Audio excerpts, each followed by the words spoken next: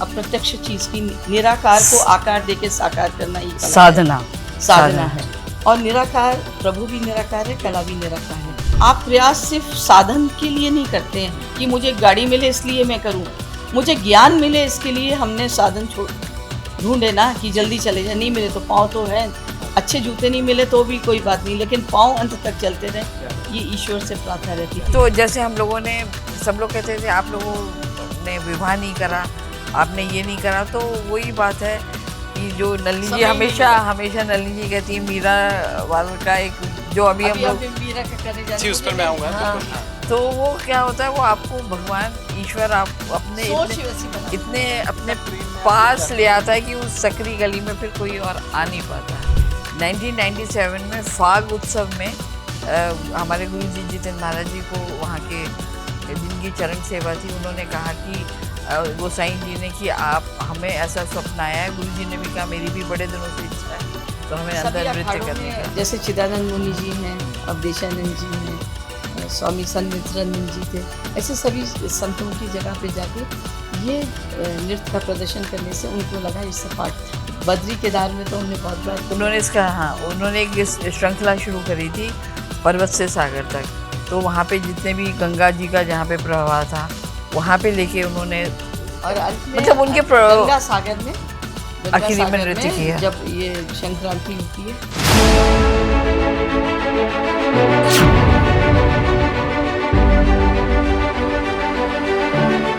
पिता फौज में थे, माँ आध्यात्म से जुड़ी थी, साहित्य से जुड़ी थी और गायन से भी जुड़ी थी।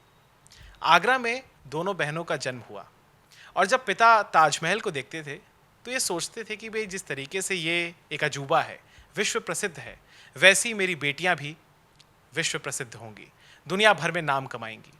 और ऐसा हुआ भी। आज इस खास एपिसोड में मैं आपकी मुलाकात कराऊंगा दो ऐसी महिलाओं से, ऐसी शख्सियतों से जिन्होंने पहले कला सीखी, फिर उस कला की सेवा की, और इन तमाम चीज़ों को जिस कड़ी ने जोड़ा वो था संस्कार। मैं बात कर रहा हूँ नलिनी अस्थाना जी की और उनकी बहन कमलिनी अस्थाना जी की। दोनों ने पद्मश्री भी हासिल किया और लगातार कथक कला जो है, जो शास्त्रीय नृत्य है, जिस तरीके से भारत की एक ऐतिहासिक और पुरानी हमारी धरोहर है, पहले दोनों ने सीखा और फिर जैसा कि मैंने आपको बताया उसकी सेवा कर रही हैं और भारत माँ को भी लौटा रही हैं। नमस्कार, मैं हूँ स्वप्निल वर्मा और आप सभी देख रहे हैं एकल भारत। मेरे साथ मौजूद हैं नलिनी अस्थाना जी और कमलिनी अस्थाना जी। मैम, पहले तो बहुत स्वागत है आपका एकल भारत में। मैम, तो जैसा कि मैंने शुरुआत में बताया कि आपके पिताजी जो थे वो फौज में थे और एयरफोर्स ऑफिसर, वायुसेना में थे। Second world war. वाह। और आपकी माता जी जो थी, उनका एक तरीके से क्रिएटिविटी के साथ उनका जुड़ाव था, तो थोड़ा अपने फैमिली बैकग्राउंड के बारे में बताइए। मैंने आपको बताया कि पापा ने सेकंड वर्ल्ड वॉर फाइट करी थी जी। और वो देशभक्त थे और इंटरनली उस समय वो सुभाष चंद्र बोस जी के साथ थे। उनका थोड़ा सा जो देखने में भी उनके जैसे लगते थे, लुक्स वैसे थे। और मम्मी, मैंने आपको बताया, शी वॉज AA, साहित्य रत्न की थी, हिंदी में उन्होंने MA किया और पहले से नहीं पढ़ी थी, हमारे घर शादी के आने के बाद पढ़ाई की। तो जब मम्मी हिंदी में MA कर ली थी तो मुझे लगता था इससे ज़्यादा बेवकूफ़ी का और कोई सब्जेक्ट ही नहीं हो सकता, क्योंकि उस समय इंग्लिश का, इस सब चीज़ का बहुत चलन था। लेकिन बाद में पता चला कि आप बहुत बड़ा वृक्ष देखना चाहते हैं तो उसका बीज, तत्व और उसकी जड़ें कहाँ से मजबूत होती हैं, ऐसा उनका सोचना था। बिल्कुल। वो आर्य समाज में रेगुलर उनका जाना, हवन मंत्र का उच्चारण करना, घर को एक वातावरण दिया था। तो उस उम्र में हमें पूरे हवन मंत्र, दैनिक पूजा, सब कुछ याद थी, चाहे उसके मायने पता नहीं थे। तो मुझे लगता है संस्कार रोपण के लिए सबसे बड़ी, जो आप कहते हैं गुरु माँ, दिनचर्या में किस तरह से सुबह उठते ही भजन का गाना, क्योंकि ना वो रेडियो, ना कोई मोबाइल, ना कोई टीवी, कुछ होता नहीं था, तो स्वयं घर में खुद गाना हर मौके पे, और वैसे ही बच्चे उठते थे, वैसे ही वो। पापा क्योंकि एक फौजी डिसिप्लिन होता है, उसमें उसी अटायर में थे। हमें छोटी छोटी बातों में, यहाँ तक कि अगर किसी बड़े को नमस्ते नहीं करी तो भी हमें टोका जाता था। तो जिसे कहते हैं आचरण और आपको जो अनुशासन और एक आगे आने वाली दिशा को दिखाने के लिए पहले खुद को ढालना होता है, आपको देख के ही दूसरे लोग बन जाते हैं। तो हमारे जो उस समय आदर्श के रूप में थे, आदर्श एक ऐसी चीज़ है जिसे दिखाना नहीं पड़ता, वो आपके सामने है। जैसे सूर्य उदय होता है, हम उसको जल चढ़ाते हैं। आप 1000 वॉट का भी बल्ब जला दें, उसको कोई सूर्य नहीं, उसको जल नहीं चढ़ाता, क्योंकि उससे हमें एक संस्कार रोपण होता है कि उदय होते हैं। वो सूर्य कभी अस्त नहीं होता, वो अपनी दिशा में फिर कार्यरत रहता है, हमें नहीं दिखाई देता। तो उसके तरह किस तरीके से वो प्रकाशमय हो, दूसरों को भी प्रकाश दें और अपने अंदर भी जो उसका प्रकाश है वो संसार में करें। जब वो अस्त हो जाता है या दूसरी तरफ चला जाता है तो हज़ारों बल्ब भी चला लीजिए, वो प्रकाश नहीं आता है। मैम, मैंने आपके बारे में जब पढ़ा तो मैं देखा कि आपका साइंस का बैकग्राउंड था दोनों जी। का। तो साइंस बैकग्राउंड होते हुए भी आर्ट्स की फील्ड में आना ये कैसे संभव हुआ? मैंने आपको बताया कि हम जब रहे दोनों एक साथ, तो मेरे इनके पास बायोलॉजी थी, मेरे पास मैकेनिकल ड्राइंग थी, हम दोनों साइंस स्टूडेंट थे और हमारे स्कूल में साइंस ही थी। और हमारा ऐसा दृष्टिकोण बन गया था स्पोर्ट्स की। मैं चैम्पियन रही 11 साल जब से स्कूल में रही, और जोनल चैम्पियन थी। फिर 6 साल मैंने नेशनल्स में भी, आई वॉज फास्ट रनर। और जब भी मैं किसी भी प्रतियोगिता में या किसी स्पोर्ट्स मीट में जाती थी, सामने रखी ट्रॉफीज़ को देखती थी, ये मेरे पास आनी चाहिए, और मेरे पास आती थी। ये मेरे को इतना उसमें कॉन्फिडेंस था। लेकिन क्या हुआ, जब गुरु का सानिध्य हुआ तो भागते पाँव को सुर लय ताल में बांधा, और हमारे अंदर उस एक आध्यात्मिक ऊर्जा का समावेश हुआ जो हमें, जिसका एहसास ही नहीं था। इस क्षेत्र में आने का सबसे बड़ा योगदान हमारे घर का माहौल था। वो माहौल ये था कि किसी भी चीज़ के प्रति आप लगन नहीं, जो भी करें वो पापा कहते थे उसे उसमें मजाक मत करिए। you should be on the top, don't take anything as a hobby।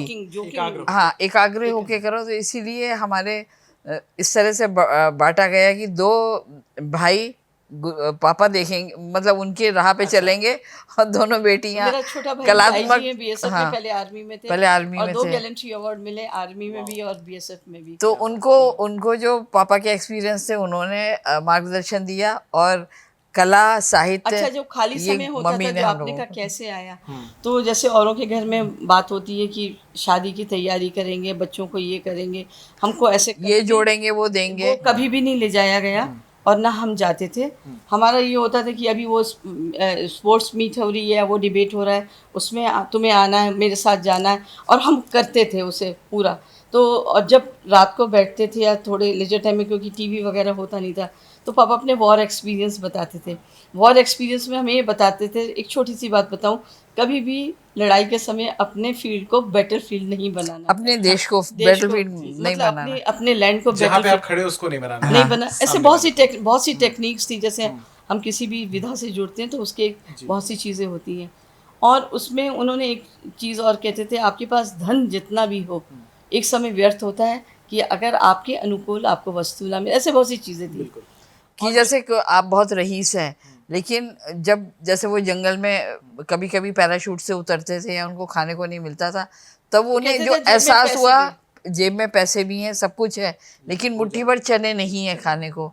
तो वो अन्न की महत्वता, समय की महत्वता, और किस तरीके से हमें we should value everything, every moment. यानी कि संसाधन नहीं है नहीं, तो जैसे धन मान भी का है बेकार तो वो बोलते थे मान बहुत तरीके का होता है। एक ज्ञान के लिए मान होता है, आप मेरे से भले ही छोटे हैं, आपके अंदर ज्ञान मुझसे ज़्यादा है तो उसका मान है। एक उम्र का मान है, एक संबंध का मान है, और जो जब हम समाज में आते हैं तो संबंध की मर्यादा को कैसे निभाना है, क्योंकि संबंध समाज की देन है। और संबंध में सबसे बड़ी चीज़ है कि आप अधिकार और कर्तव्य, तो आप कर्तव्य निष्ठ होंगे तो आपको अधिकार मिलेगा, आप अधिकार मांगेंगे और कर्तव्य नहीं होगा तो आप अवहेलना लेंगे। ऐसी छोटी छोटी बातें, जैसे आप थॉट ऑफ द डे कहते हैं ना। तो ये डे टू डे लाइफ में हम लोगों को इतनी ज़्यादा इंजेक्ट करी गई थी कि वो हमारी पार्ट ऑफ नेचर हो गए। को पहले ही सोचते थे। जैसे छोटी सी बात बताई कि आप किसी के साथ व्यवहार करते हैं तो हमेशा ये सोचिए कि अगर आपके साथ ऐसा व्यवहार होता तो आपको कैसा लगता है। तो मतलब चेकिंग करने लगे थे, जैसे गुड एंड बैड बताने का एक छोटा सा तरीका। पर उसने छोटी उम्र में बहुत मैच्योर्ड कर दिया था, क्योंकि हम अपने आप को बहुत खंगालने लगे थे। फिर क्या हुआ, एक बार मैं बीमार पड़ी, तो मैंने आपको बताया ना कि हम आर्ट्स को थोड़ा कम समझते थे, काफ़ी कम समझते थे। और समझते थे हम साइंस स्टूडेंट हैं। तो कुछ मैं खाली बिल्कुल नहीं रहती, कुछ बुक्स रखी हुई थी तो मैंने हिंदी की बुक्स उठाई, मम्मी के साहित्य की। तो उनके पेट कवि थे जयशंकर प्रसाद जी। अच्छा। तो उनका मैंने वो पढ़ा, उसमें था शशि मुख पर घूंघट डाले, आंचल में दीप छुपाए, जीवन की इस गोधूली में तुम कौतूहल से आए। माना वो छलना थी पर उसमें मेरा विश्वास घना था, उस माया की छाया में मैं स्वयं सत्य बना था। मैंने कहा ये कौन सा पुरुष है जिसने नारी के लिए, मैंने मम्मी से पूछा तो उन्होंने बताया अपनी पत्नी को लेके उनका वो नहीं रही। तो मुझे रुचि हुई साहित्य के प्रति कि ये डेप्थ तो कहीं स्पोर्ट्स में दिखी नहीं, कहीं साइंस में दिखी नहीं। ये आत्मा कौन सी, जो शब्द की आत्मा है, मैं आपसे बोल रही हूँ। तो वो एक भाषा है वो अलग है, और जो साहित्यिक भाषा है वो अलग है, उसमें क्या फ़र्क है। फिर तो जो जो हम गुरुजी के सानिध्य में आए करे और उसको फिर मैंने लिखना शुरू किया।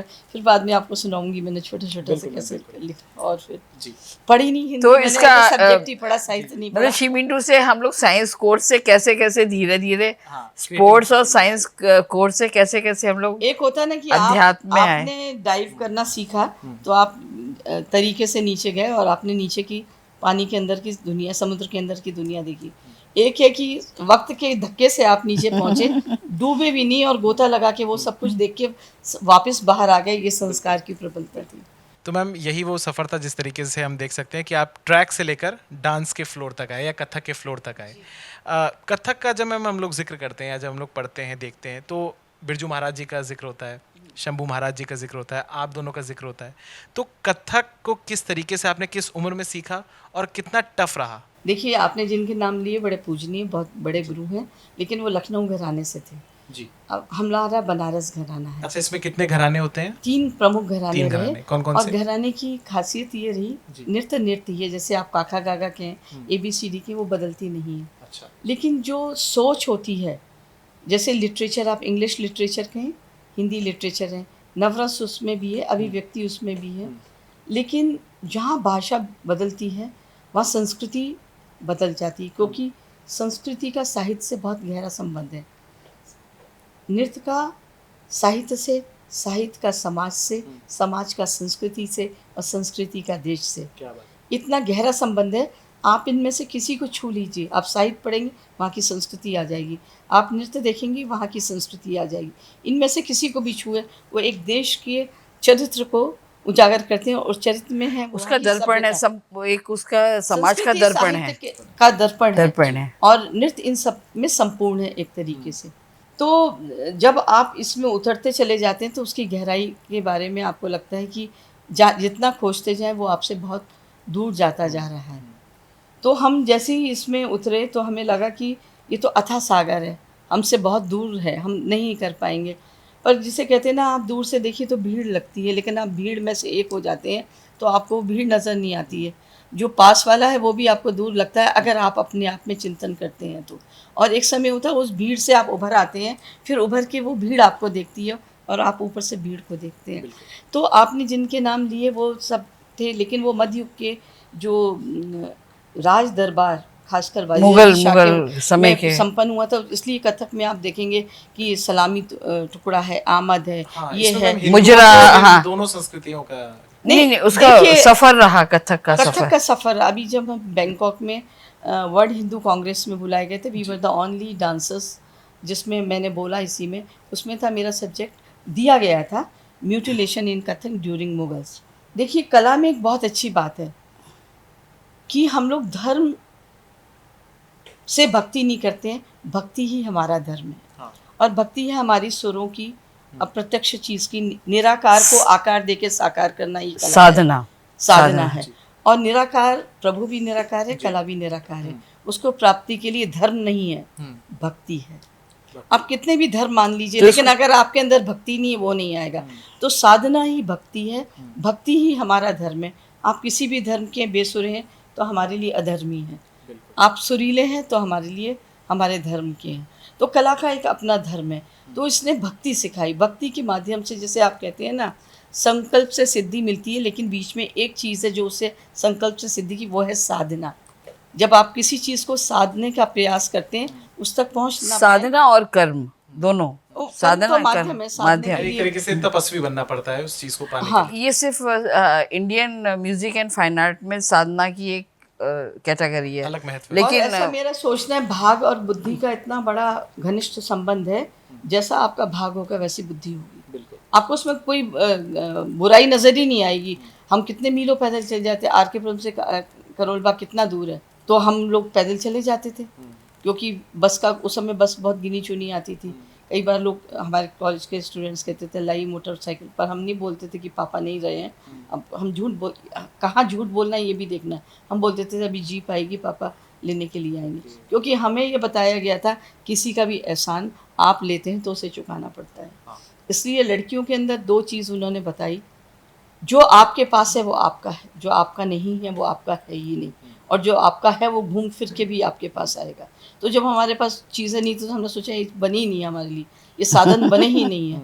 और जब आपके पास थे और नहीं रहे तो मतलब वो त्याग हो गया, आपने छोड़ दिया। यानी तो कि एक सीख आपसे मिलती है कि ज्यादा ओवर थिंकिंग नहीं करनी और किसी चीज का मलाल नहीं करना। हम चाहत रखते हैं अच्छी से अच्छी चीज़ का, हाँ। और निभाते हैं जो मिल जाए, जो मिल जाए। तो उसमें आपको एक संतोष होता है। हाँ, संतोष भी होता है और आपके अंदर कुंठा नहीं डेवलप होती है। जेलसी और कुंठा दोनों। हाँ, दोनों और नहीं जब आती। आप उसको लेना ही प्रतिस्पर्धा और चाहते हैं, कुंठा दोनों नहीं तो आते।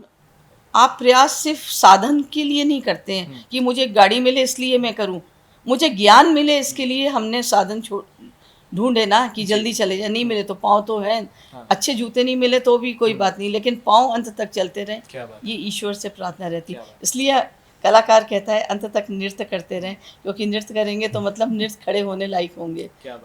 हम नृत्य करें माने तो जीवंत रहेंगे।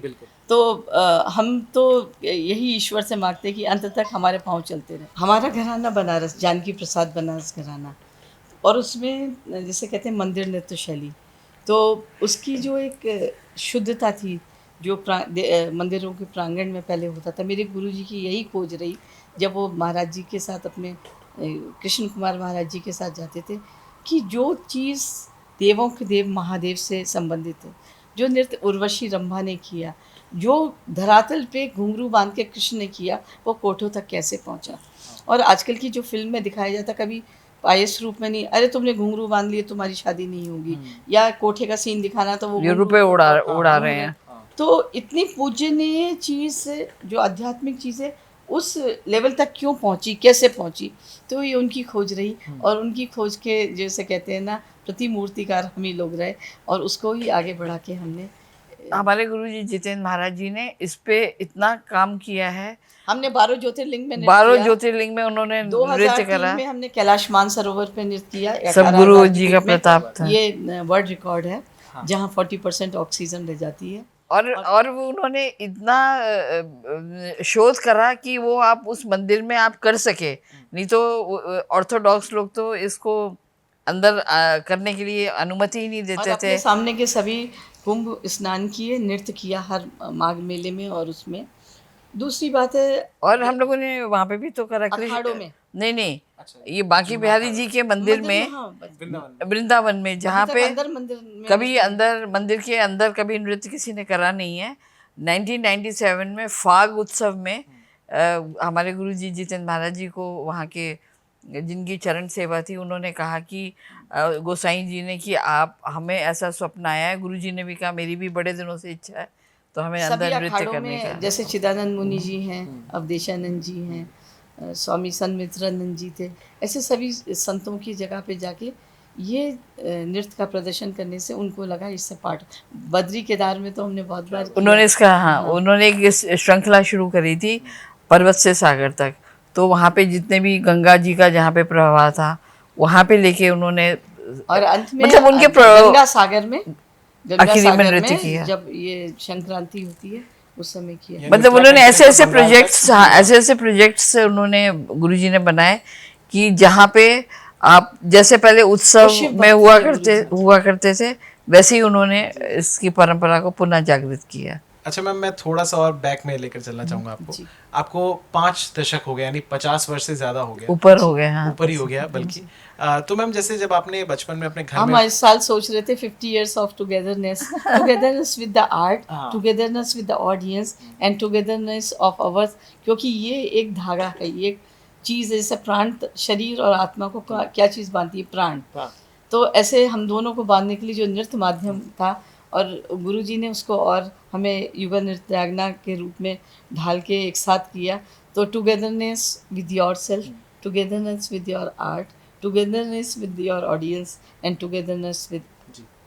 तो मैं यही पूछना चाहता था कि जब आपने उस दौर में, क्योंकि आज भी ऐसे कुछ घर हैं, हालांकि सोच बदल रही है जी। कि जब बेटियां कहती हैं कि मुझे ये करना है, और आपने तो नृत्य जैसा एक उस फेज में भी कहें, अभी भी आजकल भी भारत में थोड़ा डिफिकल्ट माना जाता है, तो कैसे आपने कन्विंस किया अपने माता पिता को कि, और शायद आप आगरा में आपका जन्म हमने हुआ? कुछ कन्विंस करने की, हम आगरे में तो सिर्फ पैदा हुए, छोटे पे ही दिल्ली आ गए और शुरू से दिल्ली पे रहे। और कोई कितना कह दे कि यहाँ पॉल्यूशन है, ट्रैफिक है, कुछ है, we are born here, we like love Delhi. तो घर से कोई विरोध नहीं था आप दोनों को? नहीं, सबसे बड़ा सहयोग ये था कि किसी ने विरोध ही नहीं किया। और जिसे कहते हैं ना, नहीं, लेकिन उनके हम लोगों ने इतनी, हमारी स्ट्रेंथ ज़्यादा स्ट्रांग थी। और जिसे कहते हैं ना, आपको जब लगे कि आपके बाउंस करने से बॉल इतनी ऊपर चली गई कि आप उसे कैच ही कर सकते हैं, दोबारा बाउंस नहीं कर सकते, then that's a stage of success, you know. और उससे पेरेंट्स को भी पता चलता है कि हमारे सही दिखाए हुए मार्ग, जो मार्ग हम लोगों ने प्रशस्त किया है, उस पर ये सही तरीके से अनुकरण कर रहे हैं, तो फिर उनको लगता है कि ये सही है। जब जीवन credit goes to my parents also. तो किसी को हिम्मत नहीं होती आपके उसमें, किसी ने हमें कहीं कोई ऐसा प्रश्न किया ही नहीं क्यों करके, क्योंकि उन्हें लगता था इससे बेस्ट है ही नहीं। देखिए, सब लोग कहते हैं कलयुग का समय है, इतना बुरा समय है, बाहर मत जाओ, अंदर नहीं जाओ, इतना बुरा, मतलब people talk so much bad about boys and people, you know. वही नलिनी जी ने कहा है, हमारा अचीवमेंट ही है, आज तक मुझे कोई एक भी व्यक्ति गलत नहीं मिला। लोग, मुझे इस बात का आश्चर्य है, या ये हो सकता है कि ये हमारे अपने कर्मों का भी प्रारब्ध है, और हमारे पेरेंट्स की नेक सोच है, आशीर्वाद वगैरह। लोग कहते हैं अपनी पूंजी, जो पैतृक पूंजी होती है, वो धन होता है। मैं कहती हूँ पैतृक पूंजी उनका व्यवहार, उनका कर्म होता है, जिससे आप भोगते हैं, क्योंकि ये पूंजी तो एक देश काल तक ही सीमित रहती है, उसके बाद वो बदल जाती है। सोना भी हर जगह। और जब अगर कोई कुछ भी गलत होता है तो हम सोचते हैं शायद हमारे अंदर कोई कमी रह गई होगी, हम दूसरों को नहीं सुधारते, फिर हम अपने आप को सुधारते हैं। मैम, वो कहते हैं ना कि व्यक्ति की पहचान हार से नहीं व्यवहार से होती है। जी, तो वही चीज़ है। अच्छा मैम, इसी के साथ जैसे आप लोग बात भी कर रहे हो, तो कभी ऐसा हुआ कि कोई आपसी प्रतिस्पर्धा हुई कि मैं बेहतर करती हूँ, या कुछ ऐसा कभी आया? देखिए, हम लोग हमेशा एकमय होकर रहते हैं, क्योंकि गुरुजी ने हमारे अंदर जो संस्कार दिए, वो अपने प्रति नहीं, सबके प्रति दिए। कि आप जब कला को खोजते हैं, कृष्ण की मूर्ति यहाँ हो या छोटे मंदिर में हो या बाकी बिहारी जी में, कहीं पे भी हो, तो आपको कृष्ण से मतलब है, तो आपको कला से मतलब है, आपको व्यक्तित्व से मतलब नहीं है। तो कई बार ऐसा होता है, क्योंकि आर्ट में और इंटेलेक्ट्स में जब दोनों मिलते हैं, आर्ट और इंटेलेक्ट, तो उसमें क्रिएटिविटी होती है। क्रिएटिविटी इज़ नॉट स्टैग्नेंट, उसमें ठहराव नहीं है। इसलिए आप कहते हैं ना, अच्छे और विद्वान व्यक्ति के मत हमेशा अलग होते हैं, और जो एक मत होके ज़्यादा रहते हैं, वो लोग एक ही विचारधारा के होते हैं, वो ध्वंस करने वाले होते हैं, वो कलात्मक नहीं होते। कलात्मक व्यक्ति के, मतलब नलिनी जी का कहने का मतलब है इंटेलेक्चुअल्स के अंदर एकता नहीं होगी, लेकिन आतंक प्रवृत्ति के लोगों के अंदर एकता होगी। एक जगह distraction is one motive, creativity है। तो मतलब आप एक सब्जेक्ट पेंटिंग के लिए ही दे दीजिए किसी को कि प्रकृति पे बनाना है, 20 बच्चे हैं, अपनी थॉट से नया नया बनाएंगे, कोई देख के बनाएंगे, कोई नकल करके बनाएंगे, कोई अपने थॉट से बनाएंगे। तीनों विजन हो गए ना, the one you are copying, the one you have been given, the one you are tracing from the nature, and the third one is you are tracing from your mind, जो आपके mind आपसे कह रहा आप कर रहे हैं। तो क्रिएटिविटी के एवेन्यूज़ बहुत होते हैं। ऐसे जब हम लोग कुछ क्रिएट करते हैं तो हमारे अंदर मतभेद होते हैं विचारधारा के, लेकिन मतभेद के साथ प्रतिशोध नहीं होता कि ये कर रही है मैं ना करूं, ये भी करके दिखाते हैं, वो भी अच्छा होता है, जो मैं करती हूँ वो भी अच्छा लगता है, कहीं दोनों को मिला के भी करा जाता तो भी अच्छा लगता है। जब मतभेद हो सकते हैं लेकिन मनभेद नहीं होता है। हाँ, जब गुरुजी होते थे वो रेफरी होते थे, कहते ये लो ये वाला ज़्यादा अच्छा, मैं कहती गुरुजी मैंने ये किया थे, दीदी कहती ये वाला हाथ अच्छा है। वो कहती ये लो, तो हमें लगता था कि ये दोनों से अच्छा है, पर कहीं ना कहीं ये बड़े मोतियों के बीच में छोटे मोती भी पिरो दिए जाते, वो हमारे थॉट्स भी डाल देते थे। यानी कि मैम क्रिएटिविटी में जो वाद विवाद होता है वो उसकी हाँ। फ्लेक्सिबिलिटी को हाँ, दर्शाता है। बाकी जो इसने क्यों नहीं किया, जब आप ये सोच लेते हैं इन्होंने खाया मेरा पेट भर गया, उन्होंने देखा मैंने देख लिया, तो ये बातें मायने नहीं रखती हैं। वो थोड़ा सा समर्पण भाव हो जाता है, वो अधिक आत्मीयता के कारण होता है। एकमय, जब आप एकमय हो जाते हैं ना, तुमने किया तो मेरे को आनंद आ गया, मैंने किया तो तुम्हें आनंद आ गया, लेकिन आनंद ही आना चाहिए। मैम थोड़ा कथक के बारे में मैं आपसे जानना चाहूंगा, जी। क्योंकि हम लोग देखते हैं कि जो नई जनरेशन है जी जी। उसके पास थोड़ा सा जानकारी का अभाव है। हालांकि इस समय संसाधन बहुत सारे हैं, एआई है, गूगल है, बट अगर आप उसी ने बताना तो चाहें- प्रभाव नहीं है, उसी ने तो कंफ्यूज किया बहुत हुआ है। ज्यादा है, इसलिए उसका प्रभाव ही गलत हो प्रभाव गया ही गलत हो गया है, क्योंकि जब आप दिशाहीन हो गया है थोड़ा। हाँ, देखिए जीवन के दो पहलू हैं। एक तो बने बनाए रास्ते पे आप जा रहे हैं, जीपीआरएस लगा दिया। एक जीपीआरएस मत लगाइए, बना बनाया रास्ता भी ना मिले, यहाँ से रास्ता बनाइए और पगडंडी बनाइए, जिसे फिर दूसरे लोग फॉलो करते हैं। उस पगडंडी की खोज में आपको बहुत सी ऐसी चीज़ें दिख जाती हैं जो आपको पता नहीं है, जी। और कभी यहाँ पे भी निकल सकते हैं, वहाँ पे भी। बने बनाए रास्ते में आपको सड़क के अलावा इधर जाएंगे तो गड्ढा मिल सकता है, खेत मिल सकते हैं, परेशानी होती है। तो हम कभी बने बनाए रास्ते पे नहीं चले। जब आप खोज करते हैं तो खोज में बाहरी खोज भी होती है, आंतरिक खोज भी होती है, वो आपको बहुत दिशा देती है, और बहुत संतुष्ट होते हैं आप जब आप देखते हैं कि आपके बने हुए रास्ते में दूसरों ने भी चलना शुरू कर दिया। जी, तो मैम मैं वही पूछना चाहता था कि कथक आखिर क्या है, और कथक में जो आपने घरानों का जिक्र किया उनमें क्या होता है, ये सब प्लीज थोड़ा विस्तार से बताइए। देखिए कथक पहले जो शुरू करते हैं। घराने हैं वो तो मैंने आपको प्रमुख 3 बताए, जयपुर, लखनऊ, वो वादिद अली शाह मुगल काल के अंतर पल्लवित हुआ। तो वो देखिए कला में जब 2 चीज़ों का समावेश होता है कभी भी वो नया रूप लेती है, उसमें कोई भी बुराई नहीं है। मध्ययुग का भी नृत्य जो उनका आवरण था पहनने का मुगल का, जो उसमें गज़लों का, ठुमरी का, अदायगी का हुआ, वो भी बहुत सुंदर था। बस फ़र्क ये था कि वो आध्यात्मिक ना होके मनोरंजन का साधन बना। और फिर आपको पता है जब चीज़ गिरती है तो नीचे गिरने के बाद और कितने नीचे जाती है आपको पता नहीं और चलता। बहुत जल्दी गिरती है। हाँ, और उसका जो भ्रष्ट रूप होता है वो एक उसके जो चरित्र होता है उसका जो एक गिराव कर देता है, तो उसको देखते हुए एक जो घृणात्मक फीलिंग लोगों की आती है। इसलिए हमारे उत्तर प्रदेश में बहुत से संप्रांत परिवार नृत्य सिखाना, हमारी मम्मी ने भी कभी प्रोफेशनली नहीं किया, कहते थे कि सीखो, भजन कर लो, ये कर लो, लेकिन प्रोफेशनली नहीं। हमारे गुरु जी ने जो 20-20 पीढ़ी से लोग करते आ रहे, उसके सामने लाके हमको खड़ा किया। तो वही हो गया ना, एक जना 1 किलोमीटर 20 की स्पीड से भाग रहा है, उन्होंने आपको 200 की स्पीड से बढ़ा नहीं, कुछ कुछ ऐसे हुआ। देखिए 70 साल से तो भारत आज़ाद था, लेकिन मोदी जी ने आपको 10 साल में साक्षात्कार कराया कि हम क्या हैं। पहले के है ना? तो संस्कृति के प्रति गौरव। संस्कृति के पहले प्रति के गौरव। खोदे हुए गड्ढों को भरना, या उन्हीं गड्ढों में पौधों का बीज का रोपण करके पल्लवित करना, या उन गड्ढों का किस तरह से उपयोग किया जाए और उसके अंदर जो चीज़ निकाली गई है उसकी सही पहचान को सामने लाया जाए। इस चीज़ में बहुत समय लग गया। यही कला में हुआ कि आपने उसके जो आध्यात्मिक रूप को दबा दिया गया और इस चीज़ को उजागर कर दिया गया, तो लोगों के सामने, और कुछ पिक्चरों ने भी इसको सामने वैसे लाके- तो शुरू में तो इसका उद्गम सिर्फ कथावाचक की तरह ना, जैसे होता है ना, कथा कह सो कथक कहलाए। तो पहले मंदिरों में इसका जो प्रचार प्रसार होता था वो ओकेजनल में ही होता था, क्योंकि अष्ट सेवा में हम अष्ट सेवा के भक्त दौरान लोग भक्त जो होते लिए- थे वो ईश्वर को प्रसन्न करने के लिए संगीत वाद का ही। आप दक्षिण भारत में अभी भी देखेंगे शुरुआत उनके नाद स्वरम से ही होती है और वहीं पे गायन होता है। यहाँ पे आप द्वारकाधीश में भी देखिए, उनको अष्ट सेवा के दौरान गायन ही होता है, और वो भी ध्रुपद शैली का गायन होता है, पखावज बजाते हैं, सब कुछ करते हैं।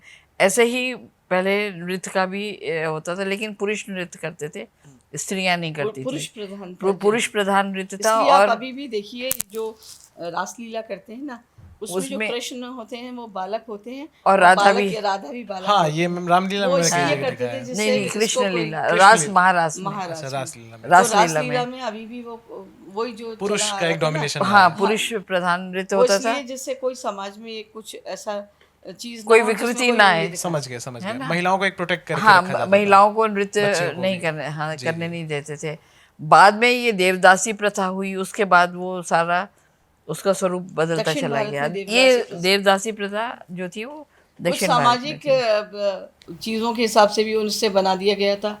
तो उसकी जो पतन का समय आया था, उस समय जो पुनः उद्धार हुआ था, वो हमारे घराने के लोगों ने किसी भी साम्राज्य के अधीन कार्य ना करके बनारस में जो लोग अपनी कला को प्रिजर्व करे हुए थे, और वो कला तो बढ़ती चली गई, लेकिन सानिध्य ना मिलने से उतने सामने नहीं आ सका। पैट्रोनेज नहीं मिली किसी महाराजा वगैरह की, लेकिन वो सामने नहीं आया। तो उन्होंने किसी दरबार में आश्रय नहीं लिया, ना हिंदू अपनी कला को डाइल्यूट किया। ना ही तो हिंदू राजा के यहाँ पे किसी आश्रय का लिया, और आधिपत्य ना ही स्वीकार नहीं किया, नहीं करा, स्वतंत्र रहे तो हमेशा। वो जयपुर घराना हिंदू राजवाड़ों में होता था और लखनऊ घराना मुगल राजवाड़ों में होता यानी था। कि 3 घराने प्रमुख रूप से होते हैं, बनारस, लखनऊ और जयपुर। जयपुर जो लखनऊ का था उसमें मुगल का प्रभाव था, और जो जी। बाकी 2 हैं उसमें हिंदू संस्कृति और हमारी सभ्यता का जी जी। था। मैम एक और मैं पूछना चाहूंगा, क्योंकि जब मैं आपके बारे में पढ़ रहा था मैं देखा कि 2022 में आपको पद्मश्री से सम्मानित किया गया। जी। तो जब आप राष्ट्रपति भवन गए, माननीय राष्ट्रपति रामनाथ कोविंद जी ने आपको अवार्ड दिया, कैसी भावना थी, कैसा फील था उस समय? देखिए, जैसे एक भक्त होता है ना, वो कभी भी नहीं सोचता कि मुझे यहाँ से तनख्वाह मिलेगी ईश्वर की सेवा से, कभी भी नहीं सोचता कि मुझे यहाँ से कोई पुरस्कार दिया जाएगा कि तुम ईश्वर को बहुत सजा के रखते हो। ऐसे ही हमने कभी सोचा नहीं था कि हमें आप देख रहे हैं ना, ऐसा मेरे 2 ट्रक भर के अवार्ड आए जब मैं नहीं, अभी सारी फ्लोर्स में आपको दिखेंगे। हमारे 5 मंजिलें सब में तो अवार्ड भरे हुए हैं। मेरे पास एक चीज़ सब देखिए, एक के ऊपर एक के बिल्कुल आप ऊपर देख रखे सकते हुए हैं कि हैं। किस तरीके से इनके पीछे अभी कुछ ही है, जैसा कि उन्होंने बताया कि 2 ट्रक भर के, आप सोच सकते हैं कितने होंगे। जी मैम, प्लीज कंटिन्यू। जिसे आप कहना मुझे मीठा चाहिए, तो एक रसगुल्ला आता है तो आप खाते हैं, पूरे मुंह में ठूस दिया जाए तो आप मुंह नहीं चलाने लायक रहते हैं। तो वो वाली कई बार मुहावरा मुझे लगता है, लोग पहले मैं मजाक समझती थी, ईश्वर जब देता है छप्पर फाड़ के देता है, लेकिन मेरे गुरुजी कहते थे कर्म की जब प्रधानता होती है तो ऐसा ही सुखद वर्षा होती है जिसकी आप कल्पना नहीं कर सकते थे। तो पद्मश्री मिलेगा ऐसा, या हम उसको लेने के लिए, क्योंकि आजकल की बच्चों की दृष्टिकोण और जिस विधा से हमने सीखा परंपरा से, 2 चीज़ थी, हम कुछ लेने के लिए कुछ नहीं करते थे, कुछ करते थे तो कुछ मिल जाता था। वो चाहे मानदेय के लिए हमने कभी भी नहीं कहा हमारे इतने प्रोग्राम में आ रहे, हमें जो मिलता था वो हम ले लेते थे, और जो हम सोचते थे उससे ज़्यादा मिलता था, क्योंकि हम कर्मनिष्ठ थे। कोई कितना भी कह दे कि ये ऑर्गेनाइज़र ये जगह यहाँ जाके आप चले जाओगे, वो ऐसा नहीं करेंगे, वो बिल्कुल विपरीत होता था। क्योंकि हमने ये देखा जहाँ आपके कर्म की प्रधानता होती है ना, वहाँ एक ऐसा सत्य उजागर होता है जिसे कोई नकार नहीं सकता, और वो सत्य आपके लिए मार्ग खोजता है। क्योंकि आप दूसरों में कुछ चीज़ खोजें, अपने अंदर जब खोज के कर लेते हैं तो वो बाध्य हो जाता है जो आप चाहेंगे वो करने के लिए। तो हमारे जीवन की उपलब्धि ये है कि leave me in the worst we get the best. तो और नहीं भी मिलता है तो उसे आप अपने अनुकूल बना लीजिए, ये तो मनुष्यता है। और जो गलत मिले उसके लिए आप रोते धोते रहिए। आप देख ही रहे ना, जैसे कमली जी ने कहा क्या दिया था मोदी जी को, और उन्होंने क्या अभी भारत को कर दिया।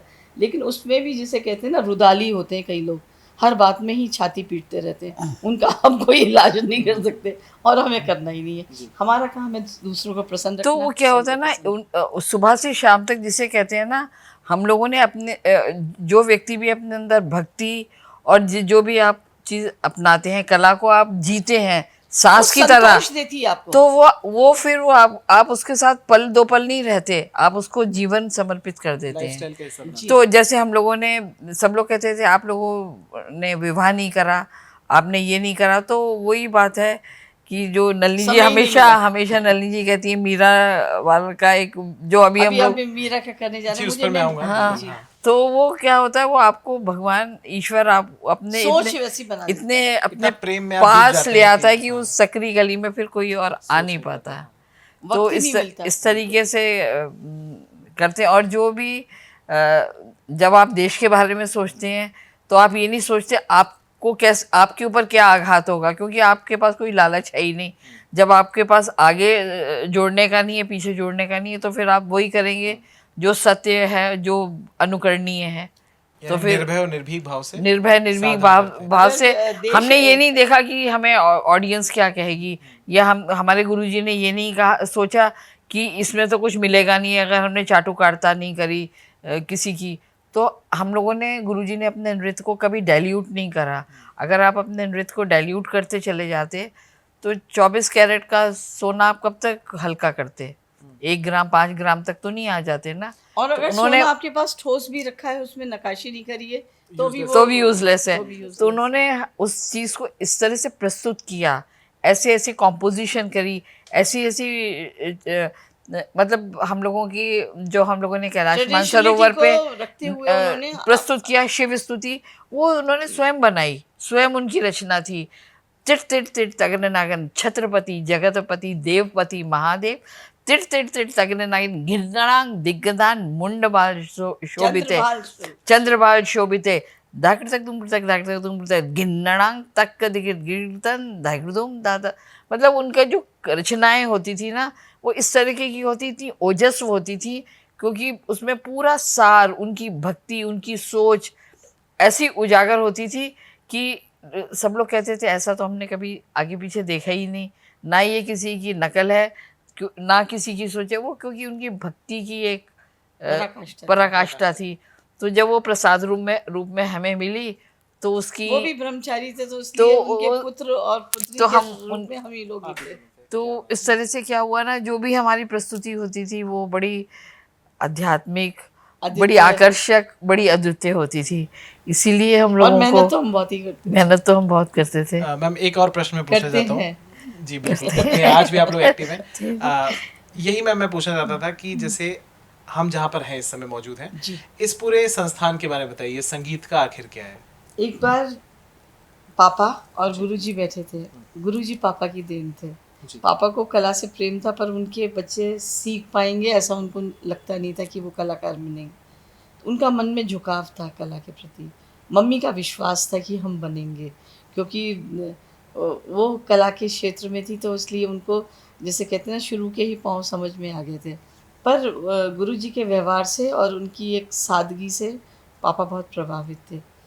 तो जब वो उनके पास जाते थे, उनकी बात सुनते थे, तो उन्हें, मुझे लगता था पापा का गुरुजी से बहुत ज़्यादा जुड़ाव है। तो उन्होंने सोचा कि संगीत के बारे में उन्होंने सोचा, तो दोनों ने बैठ के कहा कि हम जहाँ पे भी कार्यक्रम करने जाते हैं वहाँ ऐसा ऐसा होता है, क्योंकि ना एक ऐसा संस्था 76 में पापा ने और गुरुजी 75 में दोनों ने करके इसको रजिस्टर कराया। नाम रखा संगीतिका। हाँ, किसमें संगीत माने नृत्य, वाद्य, गायन सब कुछ आ जाता है, क्योंकि नृत्य संगीतमय ही होता है। कनेक्टेड है। तो उन्होंने इसकी स्थापना करी। तब हमारे पास ना कोई बिल्डिंग थी, ना कोई जगह थी। फिर हम लोग इसमें कार्य, कभी कभी एनुअल फंक्शन होता था, वही करते आते थे। 2010 में हमें ये ज़मीन मिली। पहले हमें 1 एकड़ ज़मीन वहाँ मिली थी कुतुब इंस्टीट्यूशनल एरिया में। बाहर का एक टूर लगा, पूरा साल निकल गया। फिर जब 1983 में वापस आए तो इंदिरा जी नहीं रही करके, उस समय सारी मिनिस्ट्री चेंज हुई, तो हमारी वो जगह चली गई। फिर ये जगह मिली, तो मैंने कहा इतने बड़े ब्रह्मांड में, इतनी बड़ी धरती में जो चीज़ मिली वो मेरे भाग्य की है। हालांकि मेरा इधर आने का मन नहीं था।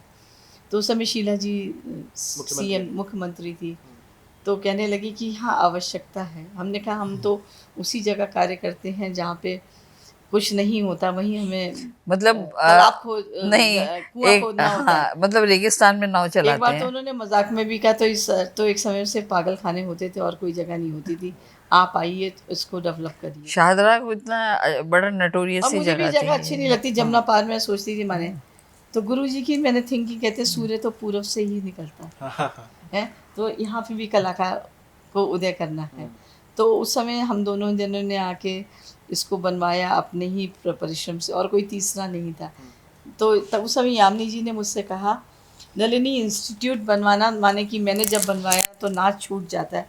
मैंने कहा नाच नहीं छूटेगा, इंस्टीट्यूट बने ना बने दोनों को मिला के चलेंगे, हम दोनों जैसे मिल के चलते हैं।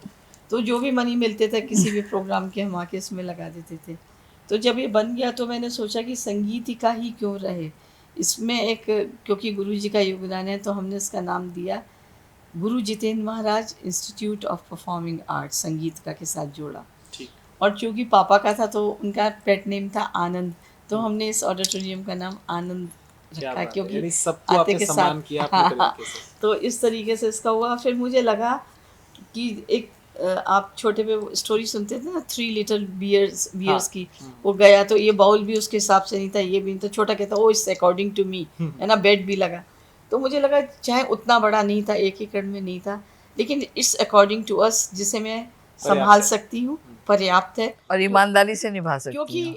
सोने के लिए तो आपको एक चारपाई ही चाहिए, हाँ। लेकिन ख्वाब देखने के लिए तो पूरा बहुत संसार है। तो हमारा इतना टूर रहता है कि हम टिक ही नहीं पाते हैं। तो अपने जो शिष्य लोग तैयार करें या जो इस साधना से जुड़ना चाहें, वो संस्कार के रूप में आते हैं। हम ना कोई पब्लिसिटी करते हैं, ना किसी से कहते हैं, ना कोई किसी को इंसिस्ट करते हैं, ना जो सर्टिफिकेट विद्या है उसको करते हैं। हम परंपरा को चलाते हैं। मैम बहुत बहुत धन्यवाद, आपने हमें अपना कीमती समय दिया। तो ये थी नलिनी जी और कमलनी जी, दोनों पद्मश्री से सम्मानित हैं। इनके साथ जो बातचीत मैंने की उसमें मैंने एक चीज़ सीखा। वैसे तो सीखने के लिए बहुत सारी चीज़ें थी, पर जो मैं आज यहाँ से लेकर जा रहा हूँ वो ये है, और आप सबके लिए भी है, कि जिस भी आप फील्ड में हैं उसमें आप जो भी आप कर्म कर रहे हैं उसकी प्रधानता होनी चाहिए, उसमें आपका फोकस होना चाहिए। लगनशील तरीके से बिल्कुल एकाग्र होकर आपको अपना कर्म करना है, बिना किसी सम्मान के, मान के, चिंता के बगैर। क्योंकि गीता में भी कहा गया है ना कि कर्म करिए, फल की चिंता मत करिए, क्योंकि फल देने वाले ईश्वर हैं। बहुत बहुत धन्यवाद मैम आपका। और हम उम्मीद करते हैं कि जो 14 तारीख को कार्यक्रम है उसमें हम लोग भी आपके साथ आपका कार्यक्रम देखेंगे, और पूरे एकल भारत के माध्यम से आपकी उस पूरी प्रस्तुति को देश दुनिया में आगे बढ़ाएंगे। बहुत बहुत धन्यवाद आपका।